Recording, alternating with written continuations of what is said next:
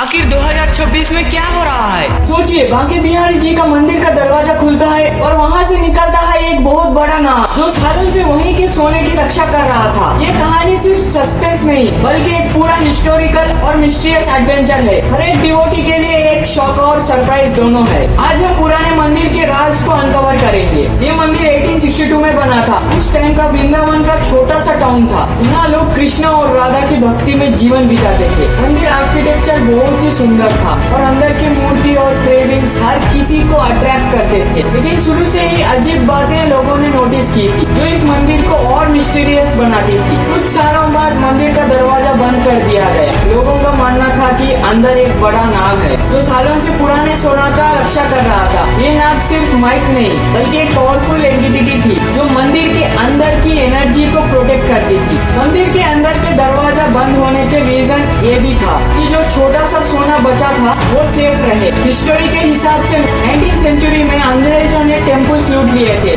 और जो कुछ बचा वो भी सिक्योर करना जरूरी था, इसलिए ये दरवाजा सालों तक बंद रहा। कुछ दिन पहले ये मंदिर दोबारा खुला। लोग क्यूरियस और एक्साइटेड थे, क्या वहाँ नाग मिलेगा, क्या असली खजाना वापस मिलेगा। जैसे ही दरवाजा खुला डिवोटीज के इमोशंस मिक्स थे। एक्साइटमेंट, फियर और क्रूशियस सब एक साथ था। अंदर देखा तो वहाँ बॉक्सेस मिले, पुराने आयरन और कॉपर के बर्तन मिले और कुछ न्यूज़पेपर्स भी पुराने जमाने के। ये चीजें इतना ओल्ड था कि उन पे टाइम का इफेक्ट क्लियरली विजिबल नहीं था। हर एक आइटम एक हिस्टोरिकल स्टोरी बताता था। डिवोटी का सबसे बड़ा सस्पेंस था, नाग और सोना कहाँ है। कहानियों के मुताबिक नाग सालों से यहाँ गार्ड कर रहा था और कोई भी अगर वहाँ गया तो उसे डर लग सकता था। लोग चुप चुप के देख रहे थे कि क्या सच में कुछ अनयूजुअल मिलेगा, और वही हुआ जो सबको डर था। ना कोई नाग मिला, ना पुराना सोना, बस ओल्ड बॉक्सेस, बर्तन और न्यूज़पेपर्स थे। ये डिसअपॉइंटमेंट और रिलीफ दोनों का मिक्स था। लोग समझ नहीं पा रहे थे कि ये सच है या सिर्फ एक माया। तो ये कैसे हुआ?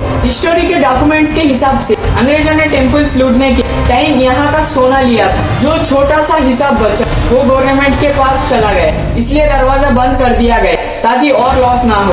अब मंदिर के अंदर जो चीजें मिला वो सिर्फ आर्टिफैक्ट्स था। आयरन और कॉपर के बर्तन बताते थे कि पुराने जमाने में लोग कैसे जीवन बिताते थे। वुडन बॉक्सेस और न्यूज़पेपर्स भी एक टाइम कैप्सूल जैसे लग रहे थे। ये आर्टिफैक्ट सिर्फ हिस्टोरिकल नहीं बल्कि एक रिमाइंडर भी है। हर डिवोटी को याद दिलाता है कि असली ट्रेजर पैसा या सोना नहीं बल्कि फेथ और डिवोशन है। ये स्पिरिचुअल वेल्थ हमेशा सेफ रहता है और मंदिर ये प्रूफ देता है। मंदिर के अंदर आपको हर एक कॉर्नर पे हिस्टोरी मिलेगी, क्रेविंग, मुरल्स और ओल्ड आर्किटेक्चर। हर एक डिटेल आपको 1862 के वृंदावन की लाइफ और कल्चर के बारे में बताते हैं। ये सिर्फ साइट सीइंग नहीं बल्कि एक हिस्टोरिकल जर्नी है।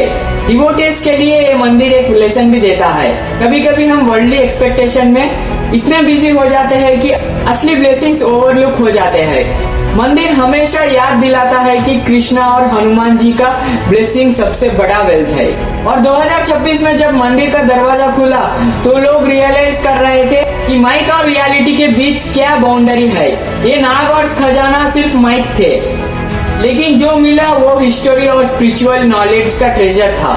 लोग कहते हैं कि 1862 से लेके 2026 तक ये मंदिर एक साइलेंट विटनेस रहा है, सारी हिस्टोरी और चेंजेस का ऑब्जर्वर। ये हमेशा प्रोटेक्ट करता रहा फेथ, डिवोशन और कल्चर को।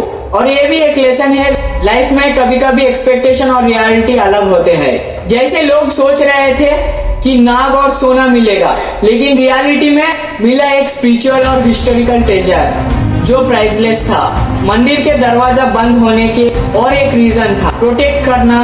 कुछ ट्रेजर और नॉलेज प्रोटेक्ट करना जरूरी था और ये दरवाजा एक सेफगार्ड बन गया जो डिकेड्स तक प्रोटेक्ट करता रहा। और डिवोटीज के लिए ये रिमाइंडर था कि असली ब्लेसिंग्स फेथ और डिवोशन में है। पैसा और सोना टेम्पररी होता है लेकिन स्पिरिचुअल वेल्थ परमानेंट होती है। बांके बिहारी जी और हनुमान जी हमेशा ये याद दिलाता है। मंदिर के अंदर मिलने वाले वुडन बॉक्सेस एक म्यूजियम जैसे लग रहे थे। हर आइटम के अंदर एक कहानी, एक टाइम पीरियड का प्रूफ था। लोग फैसिनेटेड हो गए कि कैसे सालों पुरानी चीजें प्रिजर्व हुआ है। ओल्ड न्यूज़पेपर्स भी एक यूनिक पर्सपेक्टिव देते हैं। उसमें ओल्ड न्यूज, एडवर्टाइजमेंट और अनाउंसमेंट थे जो 19th सेंचुरी में वृंदावन और इंडिया के कल्चर सोसाइटी को दिखाता है। और ये भी एक स्पिरिचुअल जर्नी था। हर डिवोटी को लग रहा था कि हिस्टोरिकल नॉलेज नहीं बल्कि एक डीपर कनेक्शन भी है जो उनको कृष्णा और हनुमान जी के डिवाइन प्रेजेंस के साथ कनेक्ट करता है। 2026 का ये इंसिडेंट एक रिमाइंडर है कि हिस्टोरी और माइथोलॉजी क्लोजली लिंक्ड है। नागा और ट्रेजर माइथ होते हैं। नागा और ट्रेजर माइथ होते हुए भी उन्होंने लोगों को क्रूशियस सस्पेंस और लर्निंग का एक्सपेरिमेंट दिया। मंदिर के अंदर का एक एक्सप्लोरेशन एक एडवेंचर था, जैसे एक टाइम मशीन ने हमें पास्ट में ले गया। लोग विजुअलाइज कर रहे थे कि कैसे 1862 के डिवोटीज ये मंदिर यूज कर रहे थे और कैसे ये भक्ति और रिचुअल्स होते थे। और सबसे इम्पोर्टेंट लेसन ये है, एक्सपेक्टेशन कभी कभी रियलिटी से अलग होते हैं। जो लोग नाग और सोना ढूंढ रहे थे उनको मिला स्पिरिचुअल और हिस्टोरिकल ट्रेजर जो प्राइसलेस और इंटरनल था। ये स्टोरी लोगों की याद दिलाता है कि फेथ और डिवोशन सबसे बड़ा वेल्थ है। पैसा और गोल्ड टेम्पररी है लेकिन डिवाइन ब्लेसिंग्स हमेशा सेफ रहते हैं। बांके बिहारी जी और हनुमान जी ये सब प्रूव करते हैं। मंदिर के दरवाजा खुलते ही जितना सस्पेंस था उतना ही रिविलेशन भी था।